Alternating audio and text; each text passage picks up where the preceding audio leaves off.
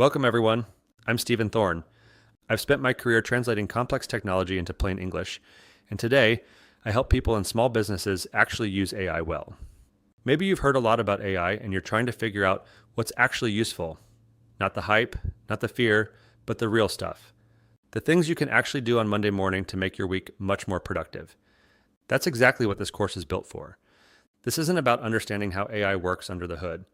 It's about one thing. What can AI actually do for you that saves you time, makes your work better, or both? I'm going to give you a practical framework, something you can apply repeatedly, long after you finish this course. And we're going to work through real scenarios specific to your profession. A few quick things before we start. You don't need any technical background. If you can use email, you can do everything here. Take notes on what surprises you and what you want to try first. Those notes become your personal AI guide for your specific needs. Let's get into it. Before we go into your specialty, let's do a quick refresh on the foundations. If you've taken the AI Basics workshop, this will be a refresher. If you jumped straight into this course, this is your baseline. Here's the one thing to understand. AI is not smart in the way a person is smart.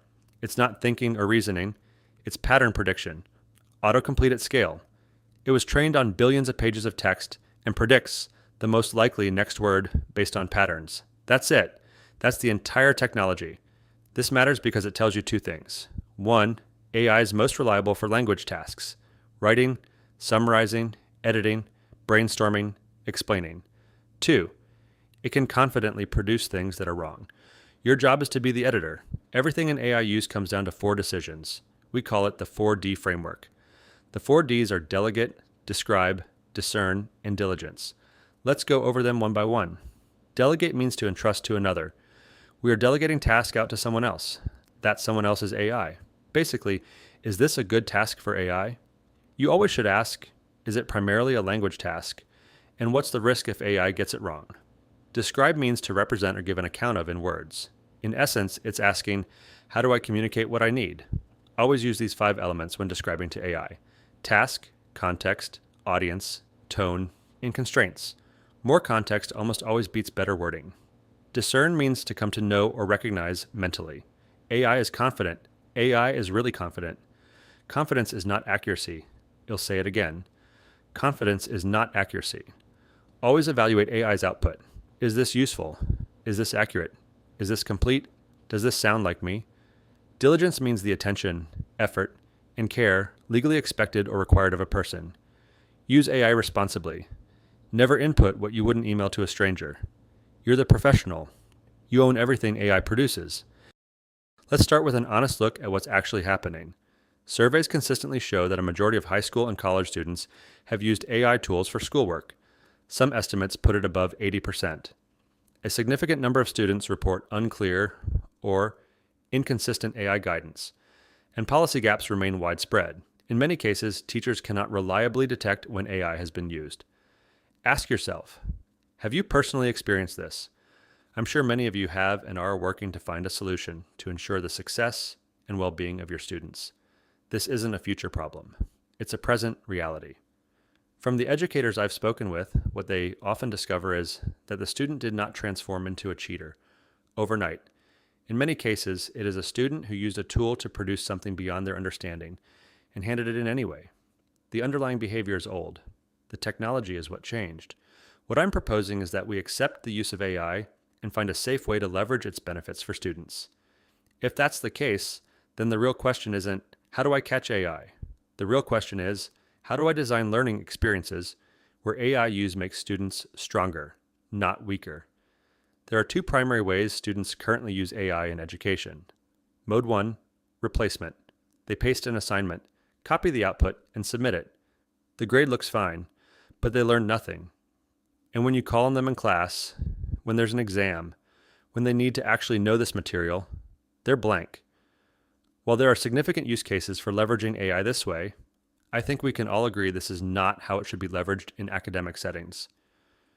Mode 2, amplification. They use AI to quiz themselves, identify gaps, get feedback on their work before submitting, and explore concepts they didn't understand in class. The learning is deeper. The understanding is real. This mode is incredibly powerful and gives every student a personal tutor who customizes their instruction to be most effective for that student. That's exciting. That's a game changer. The difference between Mode 1 and Mode 2 is the entire game. Think about calculators in math class. Students use calculators, but they still need to understand what the numbers mean, why they're using those operations, and what the answer represents. AI is the same thing, but for every subject. Here's one idea worth considering as AI becomes more common in schools. AI can now produce a decent essay on almost any topic. It can explain many concepts in clear language. It can generate practice questions, answer keys, examples, outlines, and summaries in seconds. That reality can feel unsettling at first, especially if you are already carrying a full workload and trying to protect meaningful learning. But it can also be useful because it gives educators a chance to step back and ask a better question. Where's the real value in this assignment, this lesson, or this activity? In some cases, the answer may be that very little needs to change. In other cases, AI may reveal that an assignment was already rewarding completion more than understanding. That is not a failure on the teacher's part. It is simply a sign that the environment has changed, and some familiar tasks may need a refresh. One helpful way to think about it is this. Rather than designing against AI at all costs, it may be more productive to design around the kinds of thinking, communication, and judgment you most want students to develop. AI can generate output. It cannot care whether a student's reasoning is sound. It cannot replace the value of a student's lived experience, curiosity, interpretation, or growth. It cannot decide what matters most for your classroom, your standards, your students, or your community.